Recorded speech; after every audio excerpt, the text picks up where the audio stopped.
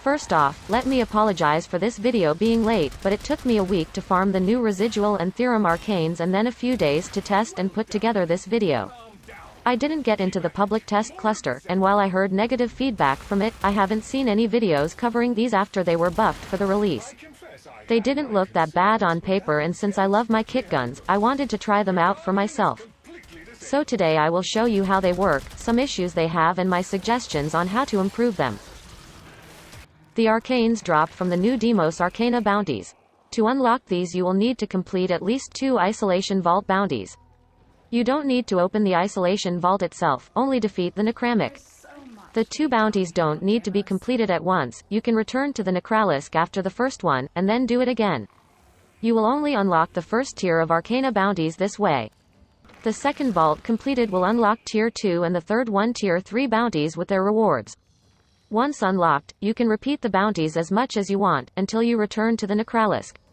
All the Arcanes drop from all 3 tiers, and they are the rarest drops, so you are likely to get multiples of everything else before you max out the Arcanes. The Residual Arcanes are kitgun Arcanes that can be used once the kitgun has been gilded. They all have similar effects. On kill there is a 20% chance to create a residual zone that deals damage and lasts for 12 seconds. The elemental damage and the size of the zone depend on the arcane. Residual boils create the smallest zone.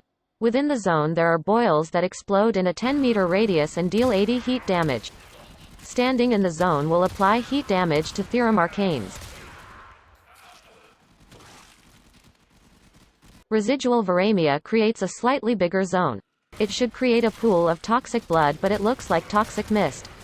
It deals 40 toxin damage per second to enemies in the zone, and standing in the zone applies toxin damage to Theorem Arcanes. Residual Malodor creates a zone roughly the same size as Residual Viremia. The frigid mist within the zone will deal 40 cold damage per second to enemies in the zone. Standing in the zone will apply cold damage to Theorem Arcanes. Residual Shock will create the biggest residual zone, almost ridiculous in size in comparison with the other ones. The electrified spike in the center of the zone will deal 200 damage per second to one enemy within the zone. Standing in the zone applies electricity damage to Theorem Arcanes.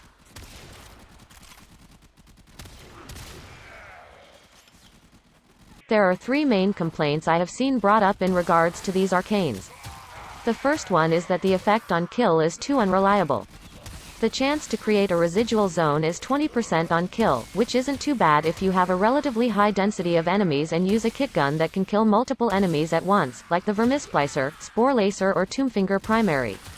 It's a bigger issue if you're using Rattleguts or the Tombfinger secondary, that focus on a single target. The 20% chance is still too low if we compare it to similar arcanes like Arcane Primary and Blade Charger, that have a 30% chance on kill to trigger the effect. Since relying on RNG to spawn the zones means that we have no control over where the zones spawn, we can't place them in strategic locations. They can also spawn basically on top of each other, which doesn't give us as much coverage as we may want. My suggestion to fix this would be to add alternate fire to kitguns that would throw a grenade with elemental damage matching the arcane and which would scale with equipped mods. The residual zone would spawn at the place of impact. The second issue is that the zones don't do much on their own. The damage becomes quickly irrelevant on higher levels. I was expecting the zones would at least do status effects, so we could use the cold and electricity zones for crowd control, heat zones for armor stripping, and toxic zones to bypass enemy shields. So the suggestion to improve the usefulness of the zone would be to make the damage scale with mods and to add status chance. The third issue is the size of the zones. I think the zones should at least be the same size, there is no reason to make some of them bigger than others. Having them all be the size of the Residual Shock zone would be nice. All in all, the Residual Arcanes don't perform well on their own and the spawn rate is unreliable and impractical. I wish these were ZA Arcanes, it would make more sense with the spawn rate and be more practical since we need to stand in the zones to trigger the Theorem Arcanes. I hope we get similar Arcanes for ZAs in the future. The Theorem Arcanes are Warframe Arcanes that work together with the Residual Arcanes. While DE claims that they work in synergy, the Theorem Arcanes have no effect on their own, except for the one Arcane Revive. Synergy would mean that the combination of two effects results in an effect that is greater than the sum of its parts. But the Theorem Arcanes are completely dependent on residual zones. I would still be fine with that, if the effect was better. The effect of the arcane increases for every second you stand in an residual zone, and the damage will match the elemental type of the residual zone. Theorem Demulcent will increase your weapon damage by 12% per second up to 180% at max stack of 15. The effect will persist for 20 seconds after leaving the zone. Since the zones last only 12 seconds, you will need at least 2 to get to the max stack. The elemental damage will combine with mods on your weapon. For example, if you have heat damage alone on your weapon, it will combine with toxin damage into gas damage. As long as you don't already have a mod with the matching elemental damage. For example, if you already have Pistol Pestilence and Jolt along with Heated Charge, the toxin damage from the residual zone will combine with Pistol Pestilence and you will still have heat and corrosive damage.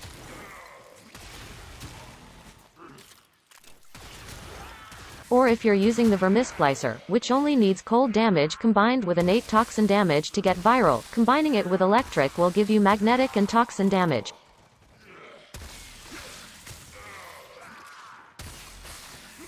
If you're using two different residual arcanes, the two elements will combine. The UI doesn't display both zone effects at the same time, but they are still present. The two elements from residual zones will only combine if they can't combine with mods on your weapons. So in this case I have Blast and Toxin on my secondary, but my primary starts to deal viral damage.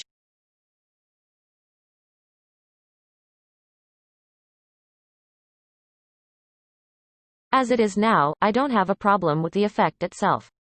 The damage increase is lower compared to Arcane Fury or similar arcanes, but it applies to all weapons and adds elemental damage. And I think it's interesting to be able to change your damage types while you're in the mission, depending on how you use these arcanes. The issue is the same as with other Theorem Arcanes, the activation is too unreliable to be effective.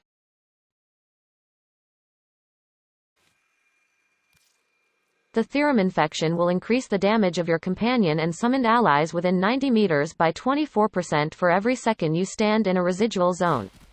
This adds up to 360% at max stack of 15. While most players might not want to use an arcane slot for this, there are players who love their companions and enjoy building them for as much damage as possible. I usually use my Panzer Vulpaphyla and a Spectre if I'm doing longer solo missions, so I wouldn't mind using it instead of another arcane. Especially in mid-level missions, like the Demos Vaults, where I don't really need to rely on my arcanes and I don't need to worry about losing my companion.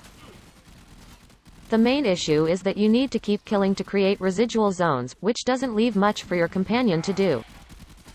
However, my biggest issue is this: I have no idea how effective this is. It would be easier if I could command my companion to attack the enemy I want. This was discussed in a dev stream a while ago, but hasn't been mentioned since. There are a few posts in the Arcanes feedback thread that claim this arcane doesn't work at all.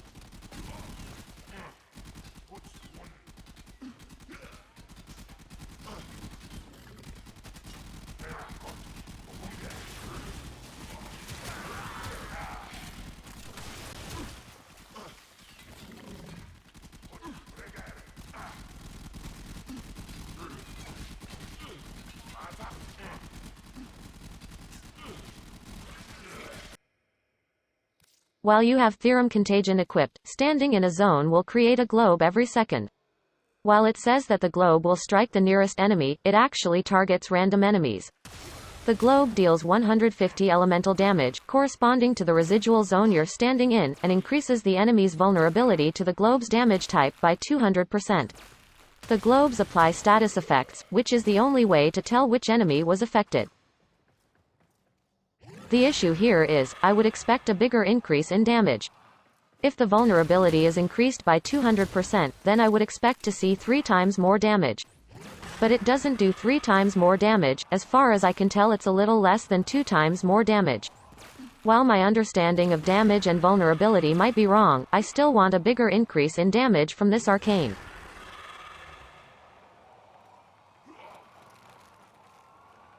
Aside from that, the arcane description says the globes will persist for 30 seconds after leaving the zone, but they only last for 12 seconds. And I have no way of knowing which enemy was hit, aside from the status effect. Besides, only affecting one random enemy per second isn't really effective, when we are often surrounded by dozens of enemies.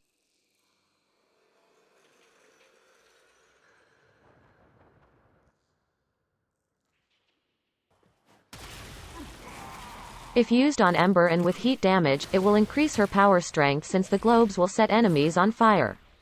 That's the most effective use of this arcane I can think of, and it's not much. The least DE could do to improve this arcane is to fix the duration, to change the effect from single enemy to an area effect, and to mark the enemies that have the debuff active. I would also like if the vulnerability lasted for more than 6 seconds. But honestly, I wouldn't mind if they completely reworked this arcane.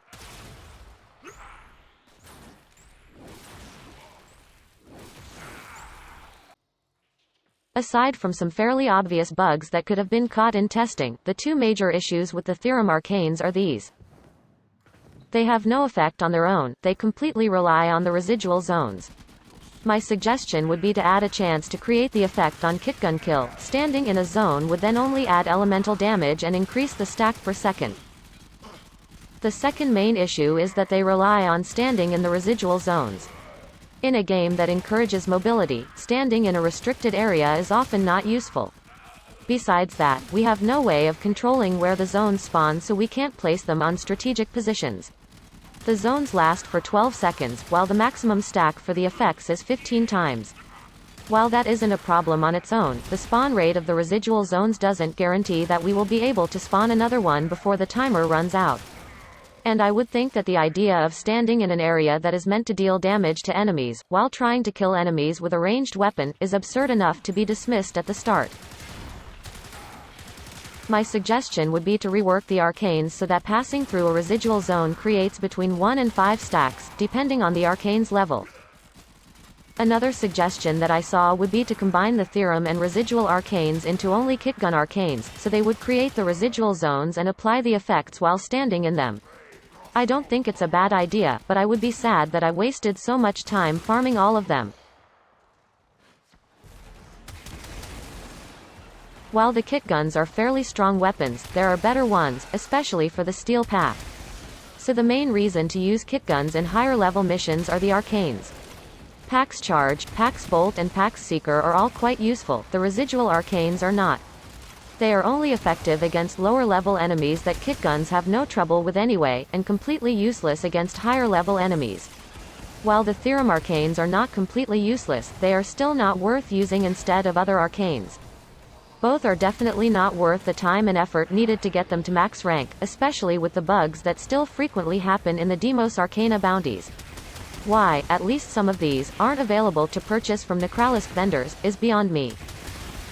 Considering the update was named Demos Arcana, it's sad that the arcanes are the weakest part of it. And that's an accomplishment, since the Sporothrix was also part of this update. It seems like most of the developers' efforts are put into fixing the Necramics for the upcoming event. Hopefully, the arcanes will get a rework after the holidays.